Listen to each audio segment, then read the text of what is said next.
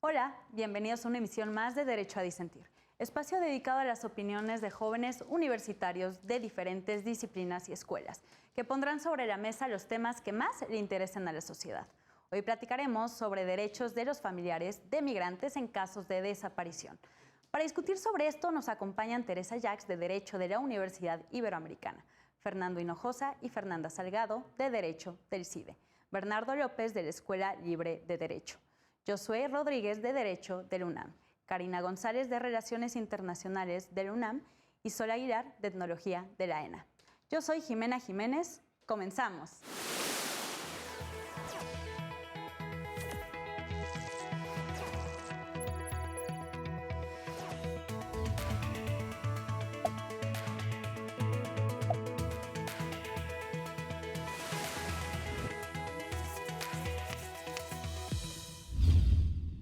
Dos personas de nacionalidad salvadoreña migraron con destino a los Estados Unidos. Posteriormente, sus familiares recibieron noticias sobre su fallecimiento, ya que sus cuerpos fueron identificados en el hallazgo de 120 fosas clandestinas en Tamaulipas en 2011. En 2013, los familiares de las víctimas presentaron ante la PGR un escrito para solicitar que se suspendiera la orden de cremación, que se les reconociera el carácter de víctimas dentro de las investigaciones de las fosas y poder obtener así copias de la averiguación previa. La PGR negó la existencia de la orden de cremación, así como la entrega de la información, ya que se trataba de información reservada y las promoventes no contaban con personalidad dentro de la averiguación. Después de varios actos procesales, recursos y escritos, la Suprema Corte ejerció su facultad de atracción para resolver este asunto, especialmente para analizar si los familiares de las víctimas tienen derecho a acceder a la averiguación previa conforme al reconocimiento de su propia calidad de víctimas. Para iniciar con este tema, hay un tema en específico, el cual debemos de tener bien claro, sobre la solicitud de facultad de atracción ante la Suprema Corte. Fernando, ¿nos podrías explicar de qué trata? Claro, Jimena. Muy brevemente, hay que recordar que este es un amparo indirecto originalmente. Entonces, lo conoce un juez de distrito. Ante la resolución del juez de distrito, se interpone un recurso de revisión que tiene que conocer un tribunal colegiado. Este es el último recurso que puede existir. Ya no hay un recurso superior en el amparo indirecto. Entonces, la Corte, por ser un asunto de trascendencia y de importancia, hace la facultad de atracción, vota esa facultad de atracción y si deciden que sí es un asunto de importancia y trascendencia para el sistema jurídico mexicano, entonces la Corte reasume la competencia originaria que tiene y resuelve sobre este caso precisamente por la relevancia y trascendencia. Y es así como llega a la Suprema Corte. Perfecto, ya que tenemos claro eso para iniciar, platícanos un poco más sobre los hechos de este caso en específico. Bueno, como comentabas, migrantes salvadoreños van hacia Estados Unidos transitando por México y uno se comunica con su madre, otro con su pareja, me parece. Su hermana, perdón. Sí. Perdón. Con su hermana y llegan a Monterrey y ahí desaparecen. Ya no sabe qué pasa los familiares con ellos. Tiempo después van a pedir al Ministerio de Relaciones Exteriores de El Salvador que pregunte qué está pasando. Y luego les avisa a la PGR que aparecieron muertos en fosas clandestinas por todo Tamaulipas. Entonces les dice, vamos a cremarlos, la PGR, y las personas allá en El Salvador dicen, no queremos que haya cremación, queremos saber qué está pasando, no estamos seguros de que sean nuestros familiares, denos acceso a la carpeta de investigación, y ahí es donde se niega. Ahí ya vamos al amparo luego en directo y luego, como comentaba, al recurso de revisión porque se les negó el acceso a la carpeta de investigación, saber qué estaba pasando con la averiguación de sus familiares. Y así es como llega a la Suprema Corte y más o menos esos son los hechos. En efecto, de hecho aquí lo que sucede es que entra en juego el derecho a acceso a la justicia y sobre todo para una minoría, cuál son los migrantes y para estos migrantes salvadoreños en específico.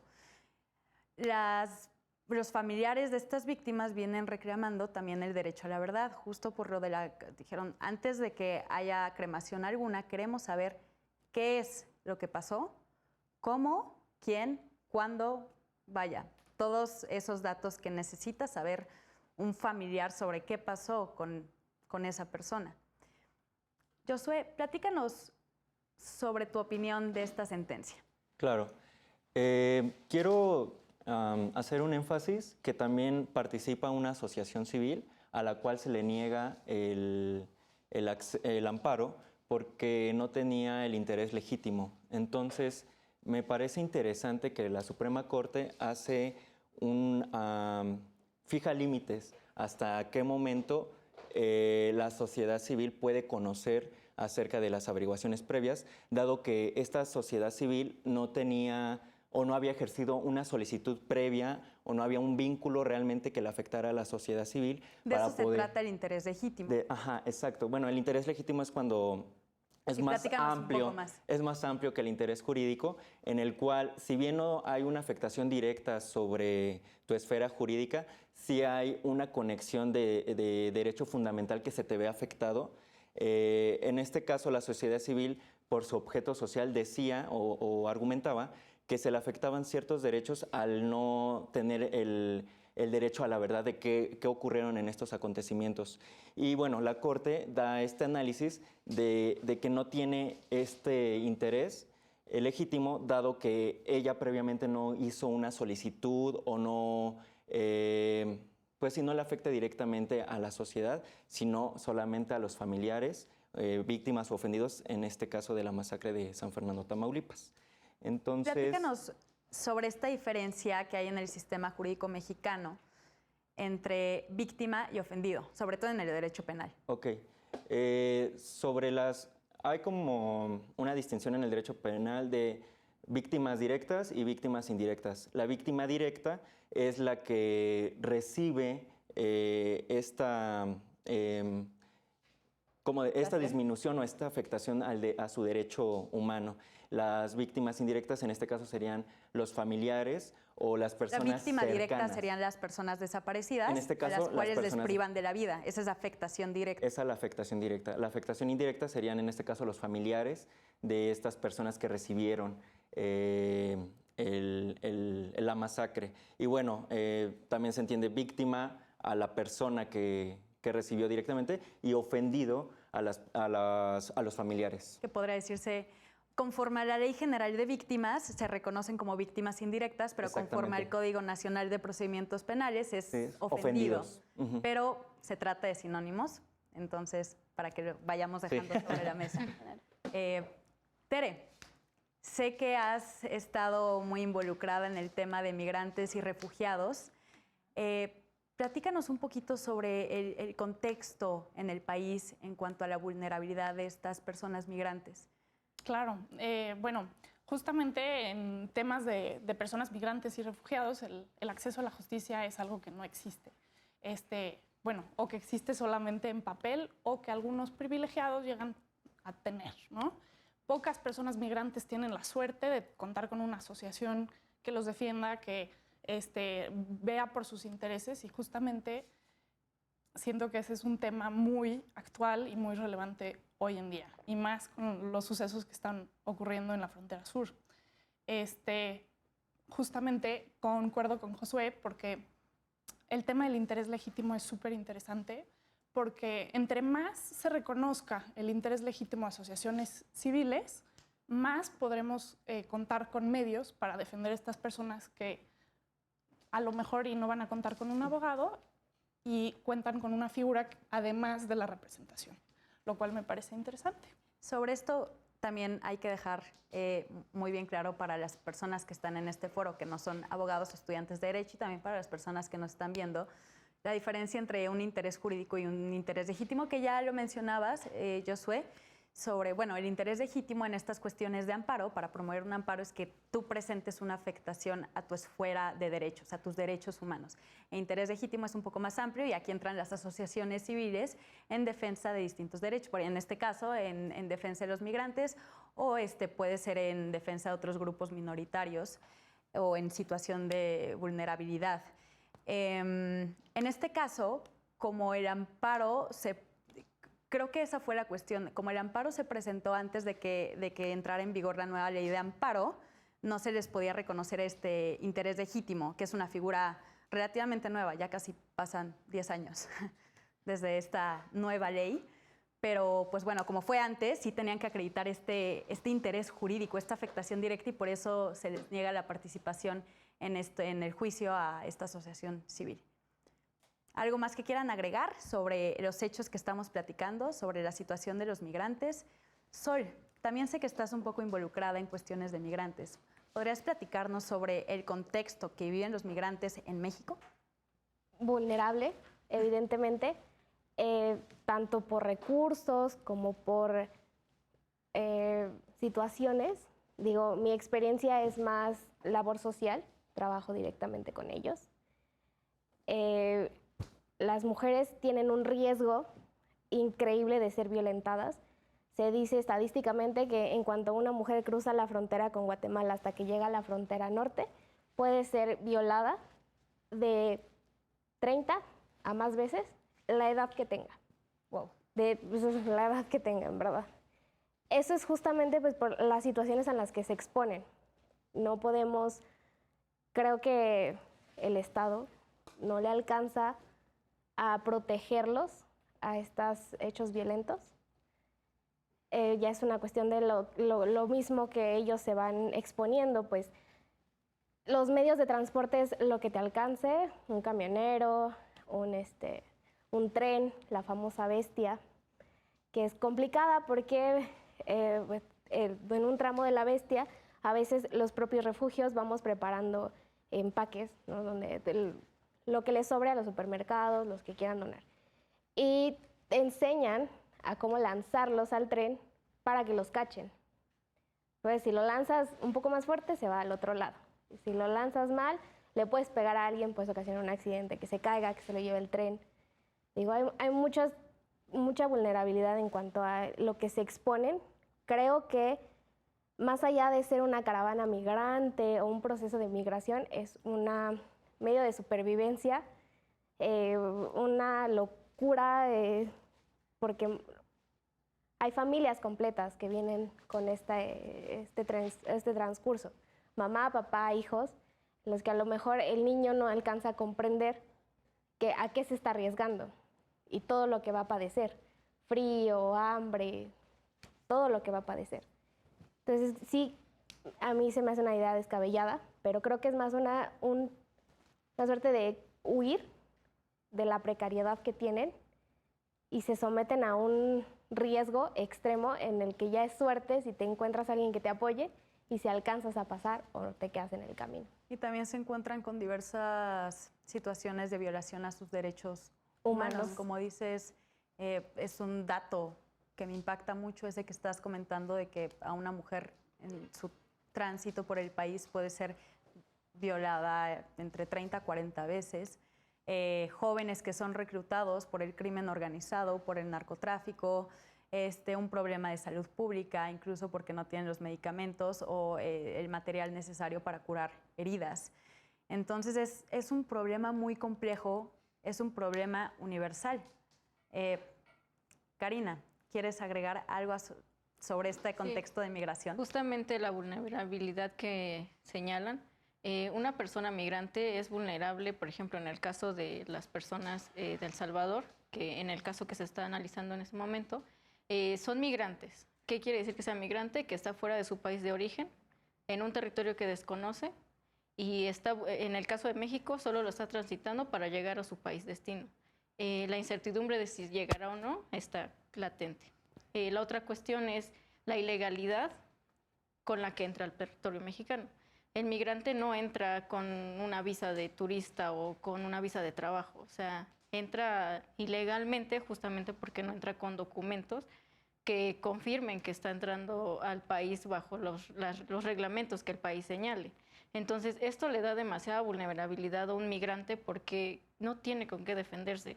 Su identidad tan siquiera está al borde de que se pierda porque no trae papeles, justamente porque ellos lo que buscan es no ser identificados, no ser señalados de qué país eres, porque si, por ejemplo, si ven que eres de El Salvador, el gobierno mexicano tiene la facultad de hacer una deportación. Entonces, entre menos traigan una identificación que ayude al gobierno mexicano a regresarlos a su país de origen, pues van a venir con las manos vacías en ese sentido. Entonces, la vulnerabilidad de un migrante tiene demasiados enfoques, demasiadas vertientes, Y no solo justamente esto, sino los riesgos a los que se someten al transitar en un país que desconocen y que está dañado por grupos criminales como es el narcotráfico, que justamente muchos de estas personas son reclutadas para trabajar con estos grupos y no es por una situación de decisión propia, son amenazados o incluso, pues sí, justamente son obligados a ser parte de estos grupos criminales. Claro, a veces no tienen de otra para poder sobrevivir y tener algo de dinero también. Sí, justamente no es tanto que les paguen, sino es como por tu vida. O sea, si quieres vivir, tienes que estar aquí. Claro, es una situación súper deshumanizadora, porque también tenemos que considerar en qué situación vivían en su propio país para que decidan someterse a eso. Digo, evidentemente ninguno sabe exactamente qué va a vivir aquí, pero conociendo a México como un país de tránsito y México como un país de retorno y México como país que manda migrantes, pues, o sea, se me hace justo lo que dije, deshumanizador y algo muy difícil de comprender para personas como nosotros, ¿no? Somos sumamente privilegiados como para estar aquí hablando de esto y pues no sabemos la situación que vive la gente. Y algo que se me hace muy curioso es justo la situación mexicana, porque precisamente somos un país de muchos migrantes y mandamos a mucha gente a Estados Unidos y aún así, bueno, exigimos empatía y no la damos. Y eso se puede ver en la situación que estamos viviendo ahorita, la última semana.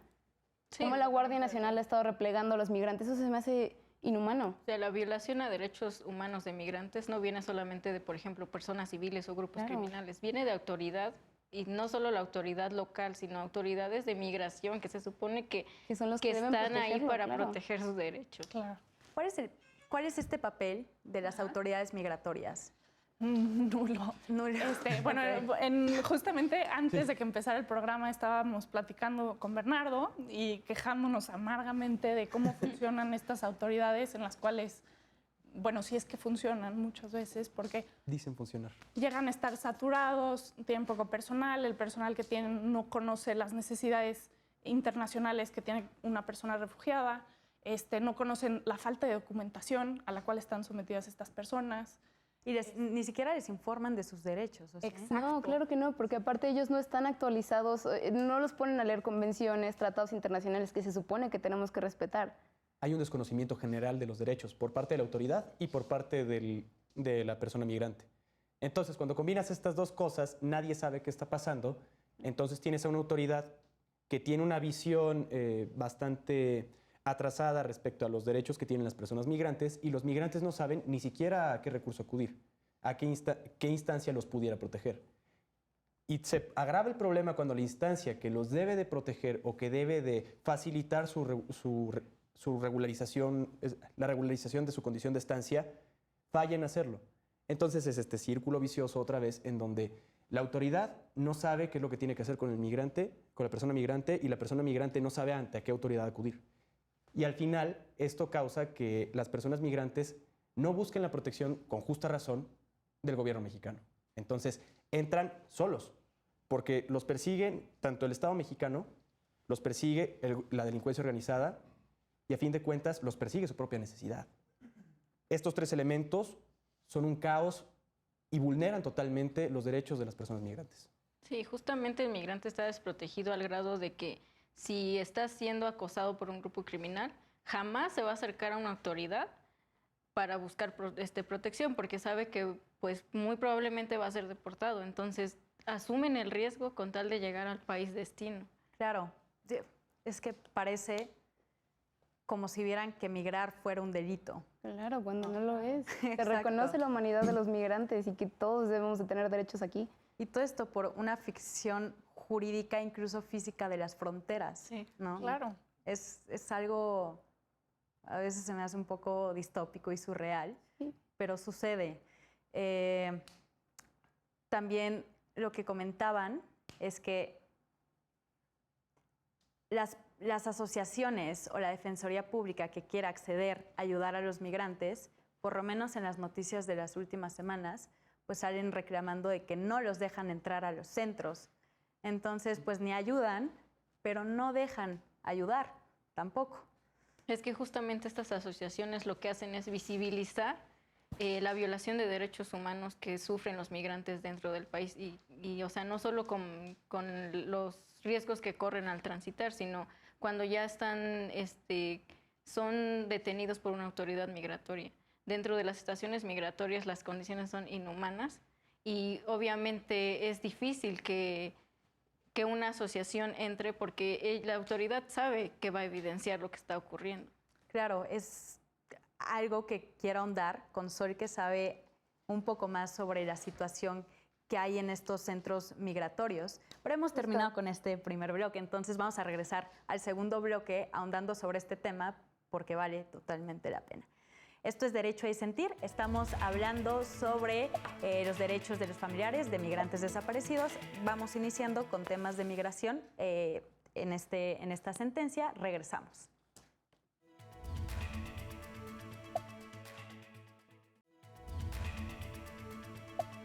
Regresamos a este capítulo de Derecho a Disentir, donde estamos hablando sobre los derechos de las familias de migrantes desaparecidos. Ahorita estamos específicamente desarrollando el tema de migración y de los centros de migración. Sol, platícanos, tú qué sabes, cuál es la situación que se vive allá adentro. Bueno, no la conozco a piel propia, pero dentro de nuestra carrera buscamos etnografiar y documentar todos estos tipos de movimientos. Y una compañera se encontraba en Tamaulipas, sí creo que era Tamaulipas, bueno, se encontraba justo siguiendo un grupo de migrantes, donde lamentablemente se encuentra con la delincuencia y le roban sus identificaciones y su teléfono.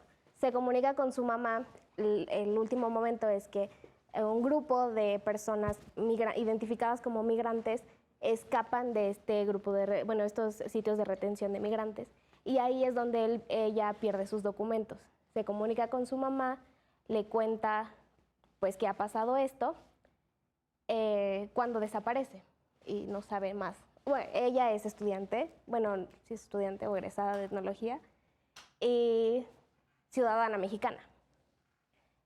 Su mamá y en la ENA, conocidos, empezamos a mover el sistema y el protocolo de cuando alguien desaparece, empiezan a mover para que la mamá pueda trasladarse hasta el lugar con las identificaciones y cómo localizar a la niña. Bueno, eso en dado caso de que la hayan confundido como migrante y no le haya pasado algo más. Sí, al final la confundieron y fue retenida junto con este grupo y ella hace una denuncia a todo este tipo de violaciones a los derechos humanos, maltratos, torturas que les hacen a los migrantes, que me parece totalmente inhumano, pero lo hacen como con un tipo de odio hacia la nacionalidad, no sé, porque entonces ella, al ser ciudadana mexicana, ya está, como que la empiezan a enfocar mucho en calidad de víctima, pero parece que se les olvidó que eso mismo les hicieron a los migrantes y no dejan de ser humanos. Claro. Y no dejan de tener derechos. Sí, los derechos humanos, justo una de sus características es que son universales. Claro. Realmente no vas a hacer una distinción entre aplica para tú que si eres mexicana, para estos otros migrantes, ¿no? Además de que el otro día me encontraba de regreso a casa, en las noticias escuchaba que varios migrantes sí aplicaron con su solicitud como refugiados, pero simplemente el Instituto de Migración lo rechazó. O sea, no lo leí, rechazado, vas de regreso para tu país. Y justamente creo que es ahora el movimiento que se encuentra conocido como la Caravana del Diablo, que viene de El Salvador, salió hace una semana, de todas estas personas que solicitaron la calidad de refugiado porque tienen, o sea, su vida corre peligro dentro de su nación de origen y México simplemente no le interesó, rechazado y no me importa tu calidad como humano. Bueno, es que los procesos para que una persona sea considerada bajo la figura jurídica de refugiado en México son demasiado estrictos. O sea, hay preceptos en los que dice tienes que demostrar que tu vida realmente corre peligro. Y no basta con que la persona diga huí de mi país porque hay pandillas que me quieren obligar a ser parte de y si no me van a matar o si no van a matar a mi familia. O sea, no basta con eso. Tienes que llevar como pruebas demasiado explícitas, ¿Cómo lo no sé. demuestras? Claro. Exacto. Y además hay un plazo de 30 días. O sea, tú para tener la calidad de refugiado, tienes que pisar México y dentro de 30 días presentarte en Comar y presentar la solicitud. Si no, automáticamente vas a recibir una negativa, vas a presentar una revisión y ya, a ver si Comar te acepta. Pero hablemos también de la detención de menores, aunque no tenga nada que ver. A mí me indigna muchísimo que todas estas personas están en estaciones migratorias donde ni siquiera tienen las garantías que dan en prisiones, y tú vas a una estación migratoria, ves a menores que están encerrados, que no van a tener derecho a una educación, que ni siquiera tienen derecho a medicamentos, a tratar sus enfermedades. Es una situación profundamente indignante. Y la participación de la CNDH es casi nula. A mí eso también me indigna.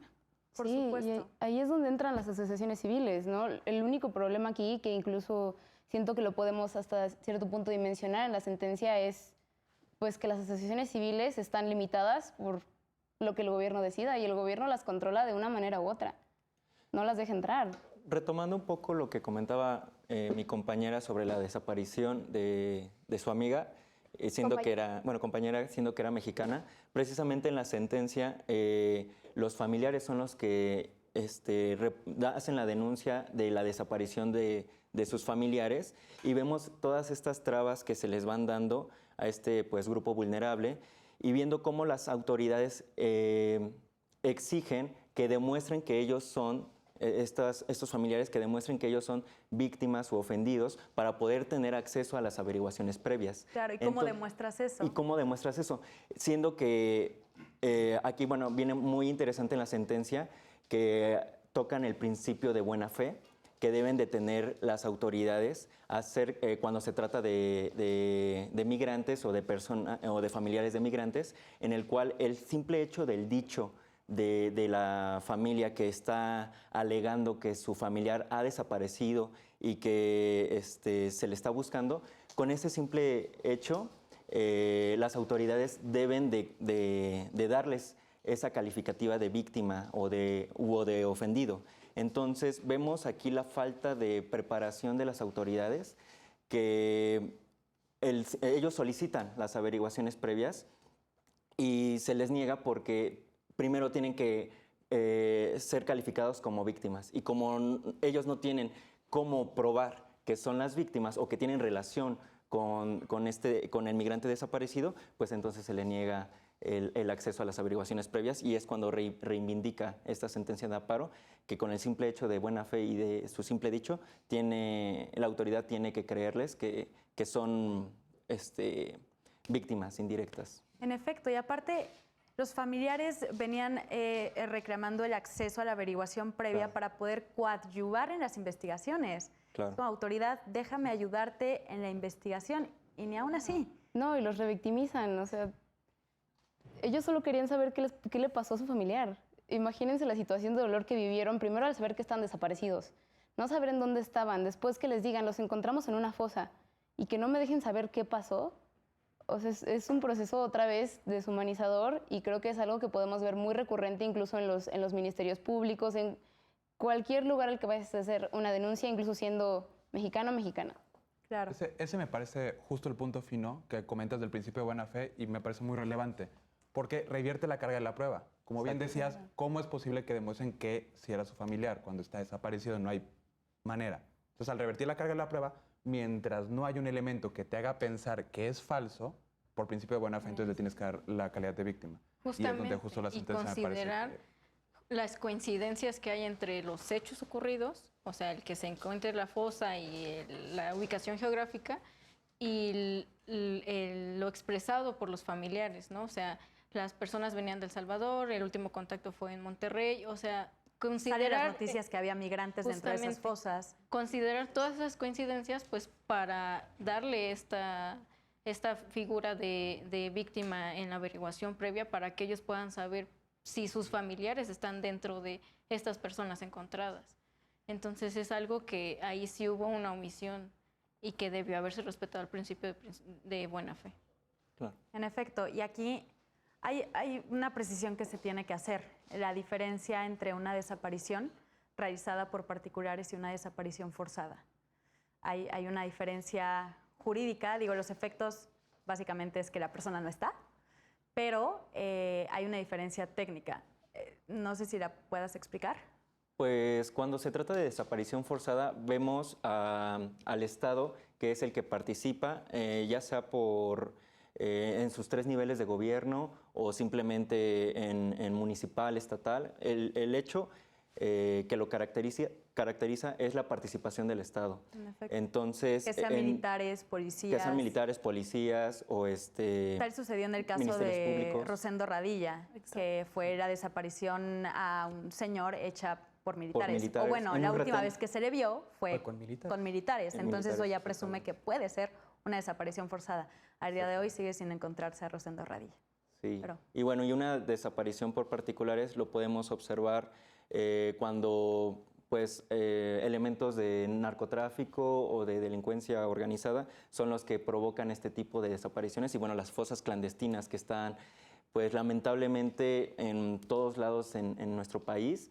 Pero bueno, creo que es mucho más lamentable que en las desapariciones forzadas, porque el Estado es el que te debe de garantizar la seguridad y es muy triste que el Estado sea el que participe para que te desaparezca, ¿no? Entonces, no quiero hacer una distinción, pero sino que es más lamentable una desaparición forzada porque es el Estado mismo el que te está desapareciendo, ¿no? En efecto, bueno, los 43. Exactamente, como el asunto de Ayotzinapa, lamentablemente también. Exacto, es una distinción que aquí se hace. Aquí pues no hay ninguna prueba ni se menciona en la sentencia que pueda llegar a ser una desaparición forzada. Finalmente se encuentran en las fosas, entonces se presume que fue una desaparición hecha por particulares. Secuestro, tipificado como... Pero es que aquí, exacto, la cuestión es ¿cuál es el móvil, cuál es el motivo para que personas de repente quieran matar o secuestrar a migrantes si no van a... La vulnerabilidad, delincuencia justo. organizada. Es que son los migrantes, parecería que no, pero les generan ganancias enormes al crimen organizado. Trata de personas, esclavitud, ya sea sexual o laboral, tráfico de órganos, meterlos a su propia organización. Y también una cosa que no sabe mucho es la extorsión, porque tienen familiares en Estados Unidos que los están apoyando en el camino, entonces si los agarran y extorsionan a los familiares, pues pueden pedir una cantidad de dólares bastante grande. Entonces, sí es una fuente de ingresos fuerte el crimen organizado. Ahí está la causa. Y también creo que viene en un caso muy fuerte de, pues, una expresión y un intento como de manipulación política, ¿sabes? O sea, soy más fuerte que el Estado, esa es la delincuencia organizada. Y lo ha mostrado y lo sigue mostrando a través de, puedo matar a tantas personas y tú no haces nada como Estado. Claro, y hay una cuestión aquí interesante porque las cifras oficiales apuntan a que, bueno, las últimas, obviamente ha aumentado el número, pero es que hay 61,000 personas desaparecidas en México. Pero luego no concuerda porque han salido organizaciones, medios periodísticos a decir que hay entre 70 y 120,000 migrantes desaparecidos en México. Pero justamente eso ocurre porque no hay un registro de migrantes, o sea, entran y ante qué autoridad se registran, si lo que quieren es evitar la autoridad. Entonces no hay un registro a un número preciso que la autoridad pueda dar del número de migrantes que transitan por México, de los que se pierden en el camino y de los que terminan por llegar a su país destino. O sea, no hay un registro veraz en ese sentido. Ni siquiera hay un registro de las personas mexicanas desaparecidas. O sea, hay cifras oficiales, pero nada garantiza que sean las cifras reales. Bernardo, ¿querías agregar ahí algo? Sí, justamente. Lo que hace el Estado es desincentivar la regularización de la condición de estancia de las personas migrantes. Entonces, es imposible, completamente imposible, que haya un registro, aunque sea de cuántas personas migrantes están transitando por el país. Porque sí, lo primero que intentan hacer es evadir al Instituto Nacional de Migración. Porque si una persona migrante decide acercarse al Instituto Nacional de Migración, en este caso, personas migrantes en situación de vulnerabilidad tal como las personas salvadoreñas de este caso, se arriesgan a ser deportados. Se arriesgan a ser deportados sin ser oídos y vencidos en juicio, por ejemplo. Entonces, al exponerse a ese riesgo,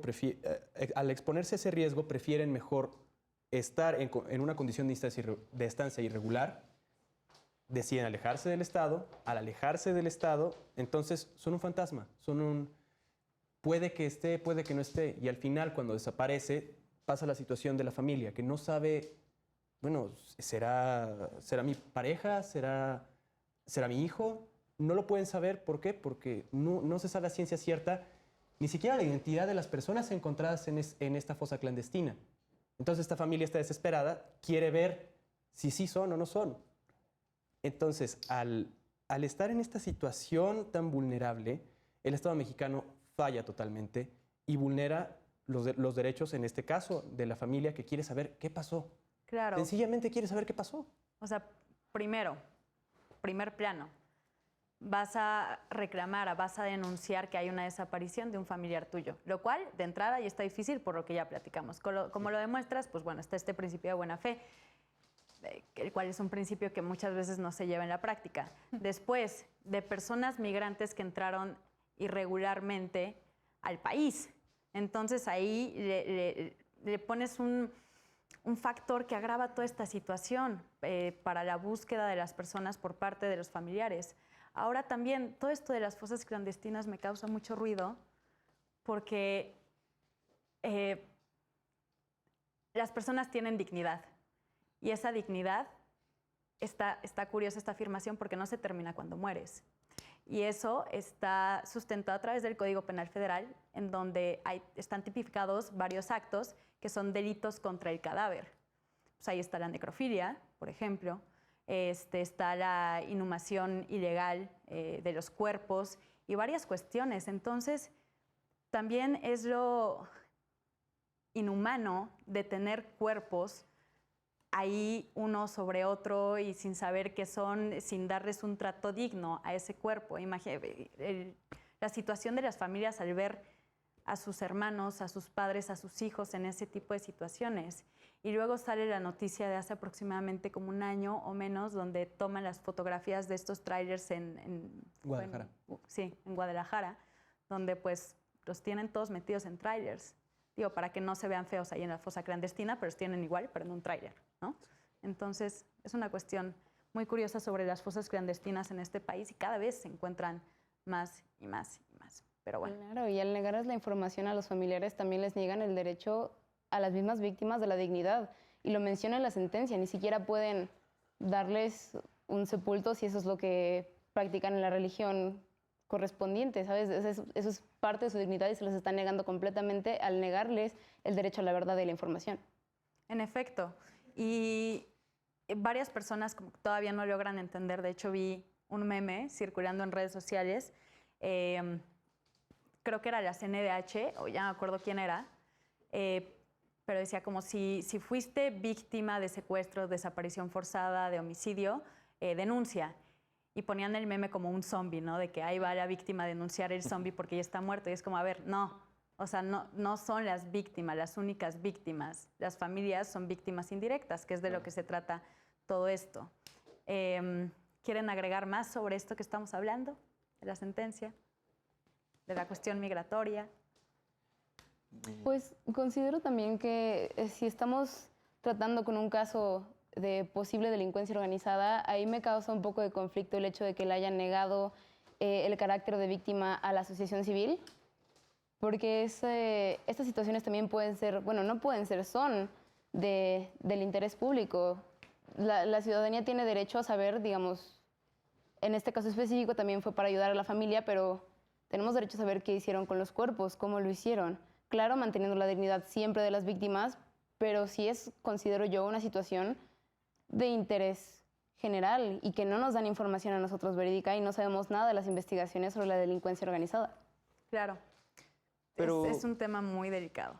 Creo que precisamente hay una parte en la sentencia donde menciona que hay otros 2 amparos de esta misma asociación civil en el cual, o sea, la Corte se limita a pronunciarse en este momento sobre que se le sobreseyó porque está esperando a que se resuelvan los otros 2 amparos para que ahí se analice si realmente tiene el interés legítimo esta asociación civil. Es por eso que como que no entró a estudiar de fondo, porque dijo que en otro momento se va a pronunciar sobre los otros 2 amparos. Pero une sobre la cuestión de que no había orden de cremación. ¿A eso te refieres? No, en que su interés legítimo, no tienen interés legítimo. Seguimos con lo de interés legítimo de entonces, en los otros dos amparos, ahí sí se les acredita el interés legítimo a esta asociación civil. Es porque igual ellos piden la cantidad de muertos, en dónde están localizadas las fosas clandestinas, pero es en otro amparo. Ok, sí, de hecho, creo que hay una base de datos que ya están intentando sacar sobre las personas desaparecidas. Sí, exactamente. Ya me acuerdo de la asociación que está trabajando en eso, se llama Data Cívica. Sí, es Data Cívica quien está trabajando con esta información a través de solicitudes de transparencia, con un trabajo titánico que han estado haciendo para sacar toda esta información de las personas pues, que ahorita no sabemos de su paradero. Pero bueno, hemos terminado con este segundo bloque. Está muy interesante. Vamos a regresar con un tercer bloque hablando sobre unas cuestiones que quiero tocar ahí con ustedes sobre la ejecución de esta sentencia y sus conclusiones posteriormente. Esto es Derecho y Sentir. Yo soy Jimena Jiménez. Regresamos. Regresamos a este capítulo más de Derecho y Sentir, donde estamos hablando sobre los derechos de las familias de los migrantes desaparecidos, obviamente, en México. Este es el tercer bloque en el cual vamos a hablar todavía de cuestiones que nos faltan, ahondar un poquillo más y sobre sus conclusiones. Karina, platícanos sobre lo que querías aportar. Que se señala en esta sentencia es el derecho a la verdad. Internacionalmente y nacionalmente tal derecho no existe, no está reconocido expresamente, pero sí es un derecho fundamental que se incluye en el derecho al debido proceso y las garantías judiciales dentro del artículo 8 y el artículo 25 de la Convención Americana de Derechos Humanos, en donde se señala justamente el derecho a la justicia, el derecho a saber, en este caso, qué pasó con los familiares, si los hechos ocurridos que llevaron a encontrar la fosa se coinciden o se relacionan con la desaparición de los familiares, y también saber, o sea, este derecho de la verdad implica el saber hasta el final cuál fue justamente el destino final de la persona desaparecida. Entonces es un derecho que actualmente no está reconocido tal cual ni expresamente, pero existe y debe de respetarse. Entonces es algo a lo que se aboga y se busca justamente para esclarecer este caso. En efecto, es una cuestión histórica de las autoridades tanto ministeriales como jurisdiccionales, no solo en México, sino creo que es una práctica común en Latinoamérica, no sé si en otras partes del mundo, que las autoridades estaban acostumbradas a intentar hacer su trabajo, pero si no lo hacían no pasa nada porque las personas no reclamaban sus derechos y no había una debida transparencia en todo este actuar de las autoridades. Cuestión que ahora sigue pasando, pero ya están las herramientas para que deje de pasar. Como bien dices, el derecho a la verdad no es un derecho reconocido en sí en ninguna convención, ninguna declaración, ni siquiera en la Constitución, pero es un derecho derivado de la interpretación jurisdiccional de la Corte Interamericana. Por ejemplo, lo han reconocido en el caso Radilla Pacheco, que fue de esta mujer indígena que fue sometida a violencia sexual por parte de militares, o también el de Fernández Ortega y otras, que me parece es el de Campo Algodonero. Entonces, pues ahí por lo menos en México, es el derecho a la verdad. Autoridades digan qué es lo que pasó.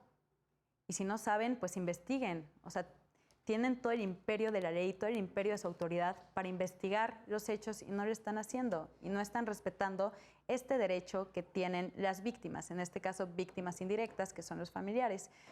Bernardo, ¿quisieras aportar algo más a lo que estamos diciendo? Pues bien, respecto de el derecho a la verdad, pienso yo que la sentencia obra bien.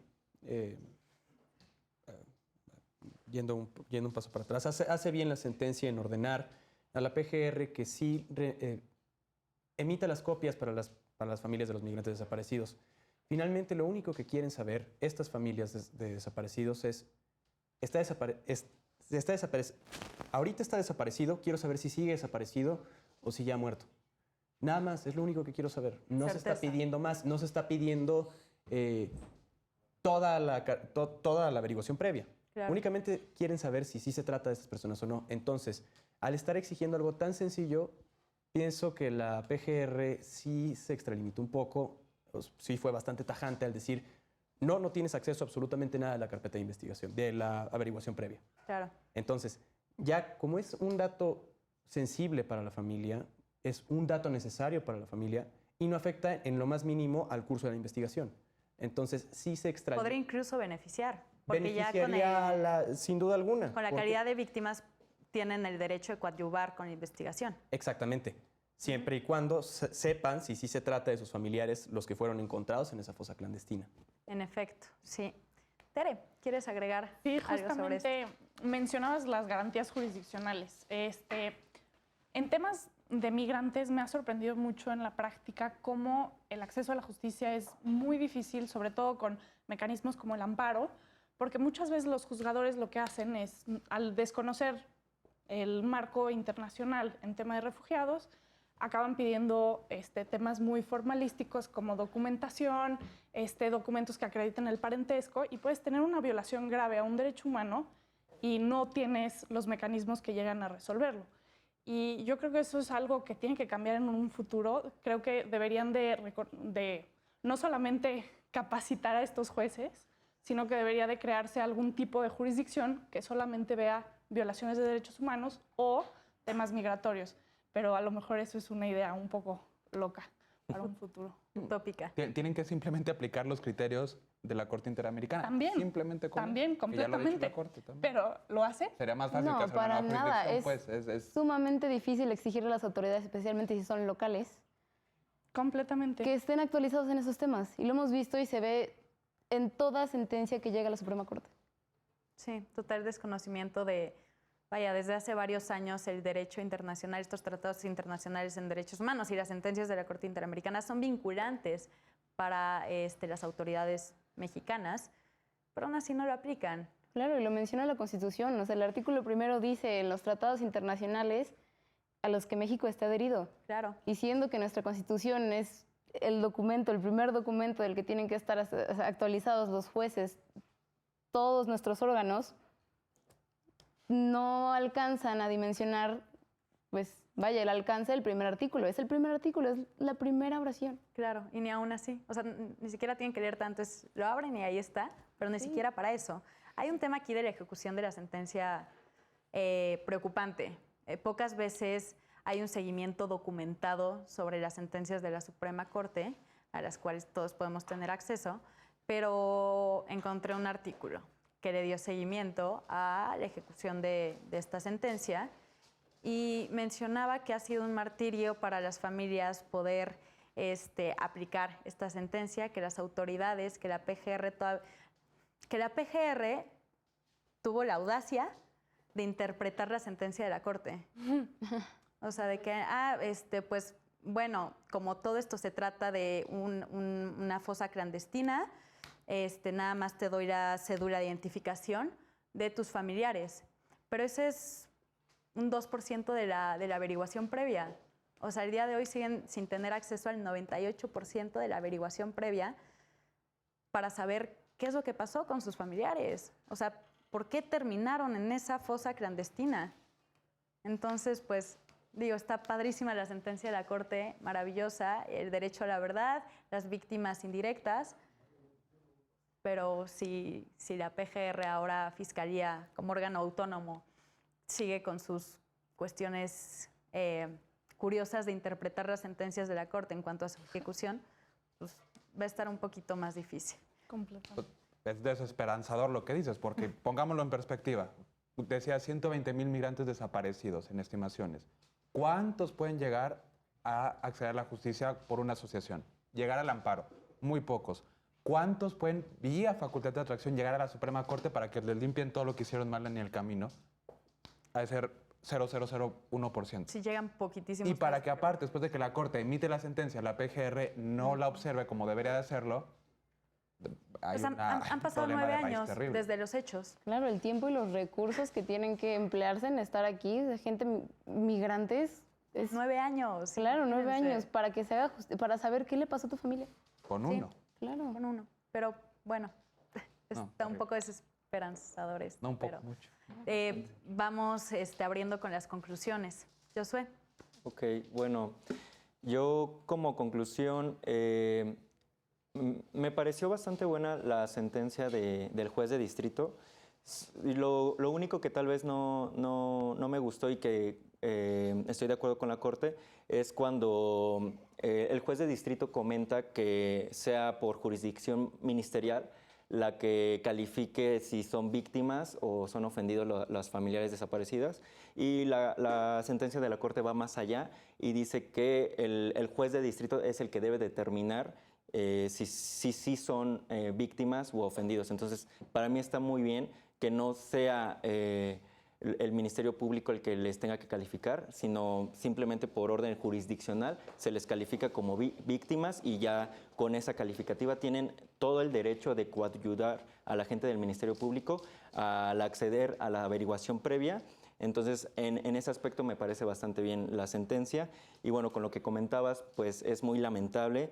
Sin embargo, yo creo que se debe de actuar más, incluso para iniciar pues un desacato que le están haciendo a la Corte en no obedecer sus efectos.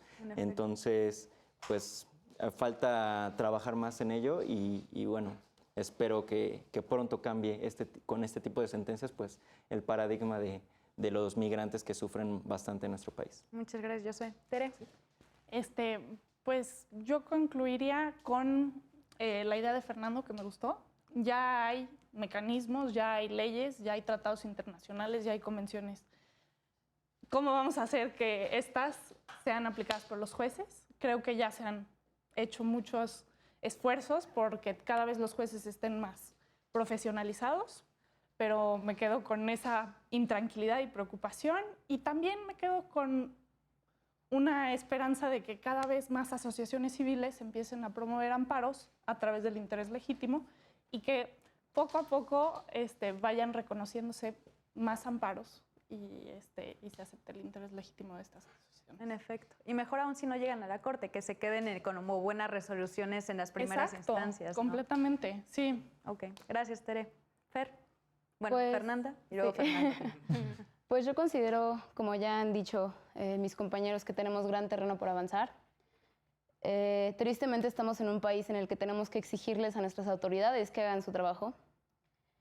Y pues creo que queda en nosotros también, como jóvenes, como abogados, abogadas, politólogas y etnólogas, pues seguir exigiendo esto, justo para comenzar a crear o incluso reforzar estos mecanismos que ya tenemos en nuestras manos, pues para que el Estado se ponga a trabajar, que dejen de vulnerar los derechos que deberían de estarnos dando. Claro. Gracias, Fernanda. Fernando. Bueno, de la sentencia me quedo con dos cosas. El principio de buena fe, el parámetro del principio de buena fe, este estándar en el que se revirtió la carga de la prueba, me gustó mucho eso, y el efecto de reconocer el carácter de víctimas. En lo general, me uno a lo que acabas de decir, me encanta, y sí, pasar ahora sí que aplicar todo lo que está en las convenciones, en la jurisprudencia, en las sentencias de la Corte y en nuestro propio ordenamiento mexicano, que espero siga más avanzando en eso. Gracias, Fer. Sol. Pues totalmente desilusionante toda la información que se ha compartido, pero creo, también me uno en que una pequeña luz al final del túnel, saber que hay varios estudiantes aquí de Derecho que se encuentran más unidos a seguir pues, la vía de la legalidad. Creo que el Estado pide tanto normativamente para encasillarte en que sí puedes esto, y sí, todo esto y esto, pero da nada a nivel humano, que pareciera que los que trabajan ahí no son humanos, no tienen familia y no saben de sentimientos ni de derechos humanos. Pero creo que podemos trabajar nosotros a nivel jóvenes, de manera social, con todo este grupo de migrantes, informándolos. Tenemos vías de comunicación grandísimas ahora, los medios de comunicación, el internet, todo es bastante rápido, en el que podamos difundir la información, en la que ellos sepan y les demos herramientas para darles, porque no solamente siendo migrante, lamentablemente en México con el simple hecho de salir a la calle corres riesgo de ser desaparecido, seas migrante o no. Cuando eres mujer, un poco más, y por cualquier cosa, un estatus social, un género, una ideología, etcétera, puede ser desaparecido. No nos vamos muy lejos, el movimiento del 68 aún siguen las mamás sin saber qué les pasó a sus hijos. Y son años más allá de esta sentencia en el que el Estado simplemente se ha desentendido y no sabemos, se los absorbieron los alienígenas. Así es. O sea, yo creo que a las autoridades migratorias les falta una cosa y creo que sería más que suficiente, que es un gramito de empatía. Creo que teniéndolo claro, podrían actuar de mejor manera. Reconozco, igual no niego que pueda haber buenos servidores públicos dentro de estos institutos y que quieran hacer bien, pero pues bueno, ojalá sean los más. Bernardo. Sí, justamente, creo que yo también he sido un poco duro con el Instituto Nacional de Migración. Hay personal valiosísimo que hace su trabajo de forma impecable a pesar de la carencia de recursos y la carencia de capacitación y adiestramiento que tiene. Exactamente. Entonces, para poder aplicar estos instrumentos tan beneficiosos para el país, para poder aplicar las leyes con la nueva perspectiva constitucional que se tiene, se necesita una capacitación y adiestramiento constante al personal del Instituto Nacional de Migración, a la Comar y a diversas autoridades para que puedan aplicarlas correctamente y el presupuesto necesario para que puedan atender las solicitudes de manera correcta. Claro. Porque aparte de haber carencia humana, carencia material, hay falta de capacitación. Entonces, es muy difícil que con estas carencias se logre cambiar la política migratoria que actualmente tiene el Estado mexicano. ¿Cuál sería entonces la solución? La que acabo de mencionar, tan sencillo como eso. Para poder empezar, evidentemente, es un cambio que lleva mucho tiempo, pero empezando por esa pequeña acción, pienso yo que puede tener un alcance maravilloso para los derechos de las personas migrantes. Claro. Gracias, Bernardo. Karina. Bueno, pues yo concluyo con que este tipo de situaciones y en general el trato que se da a migrantes, pues debe de basarse en el respeto a los derechos humanos. De ahí debe de partir la atención que un migrante recibe. Otro punto es la importancia de las asociaciones civiles en México, porque al final en todo este camino que recorre un migrante, la labor de una asociación civil es la esperanza que tiene el migrante cuando transita cualquier territorio en el cual digamos que está ilegalmente por no contar con los documentos. Entonces sí, justamente también concuerdo con la parte en que dices necesitamos empatía, y no solamente empatía de los funcionarios que se dedican a la atención de los migrantes, sino en general a la sociedad, porque incluso la sociedad llega a discriminar y justamente eso. Entonces tenemos que ser más empáticos, tratar de entender qué haríamos nosotros si estuviéramos en una situación así. Por supuesto. Sí, de por sí. El tema de desapariciones en México es un tema delicado. Luego de desapariciones de migrantes, que es 3 veces más grave, es complicado. Es complicado, pero se vale soñar. Espero que en algún momento las autoridades primero que las personas no tengan que huir del lugar de donde residen. Sí, eso sería en lo utópico la solución. Y al final siempre en un caso como esto se busca que, por ejemplo, si México lo que quiere es reducir la entrada de migrantes, no sé, hacer acuerdos o colaboración con países que expulsan migrantes para mejorar las condiciones dentro de esos países y las personas no tengan que migrar. Esa es la solución utópica de todo este proceso. Claro. Pero pues bueno, esperemos que en un futuro no muy lejano pueda suceder, no va a pasar, pero esperemos. Me dio mucho gusto tenerlos y tenerlas en este foro. Sus participaciones enriquecieron mucho el análisis de esta sentencia, desde el derecho a la verdad, la buena fe, las desapariciones, los migrantes, violaciones a derechos humanos. Todo fue muy enriquecedor en este programa. Muchísimas gracias por venir, espero verlos y verlas pronto. Yo soy Jimena Jiménez, esto es Derecho y Sentir. Hablamos sobre los derechos de los familiares de desaparecidos migrantes. Nos vemos a la próxima.